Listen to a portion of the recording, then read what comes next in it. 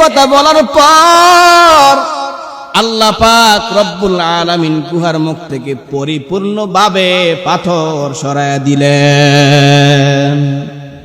তৃতীয় ব্যক্তি বলল, ও মালিক, আমি মানুষকে মজদুর রেখে কর্ম করতাম, কাজে খাটাইতাম, বদলা রাখতো। আপনাদের এদিকে তো বদিল্লা বলে, আমি বদিল্লা রাখতাম, মজদুর রাখতাম। একদিন মজদুর রাখলাম, একজন মজদুরকে এক পাত্র চাউল দেব, চাউলের বিনিময়ে সে আমার কাজ করবে। বান্দা কাজ করার পর কোন কারণবশত ওই পাত্র চাউল নেয় নাই, আমি বান্দা ওই এক পাত্র চাউলের বিনিময় ব্যবসার মধ্যে বিভিন্ন ভাবে বহু গরু এবং রাখাল উপার্জন করলাম। রাখালগুলো গরুগুলো পালতেছে। এক পর্যায়ে দেখা গেল বিশাল গরুর পাল। হঠাৎ একদিন ওই মজদুর আইসা বলে, ইত্তাকিল্লাহ ইয়া আবদাল্লাহ, ও আল্লাহর বান্দা,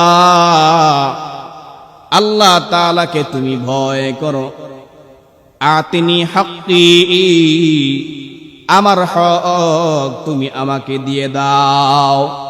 আমার প্রতি তুমি জুলুম করবা না, আমি যা পাও না তা আমাকে দিয়ে দাও। এক পাত্র চাউল পাইতাম, চাউল দাও।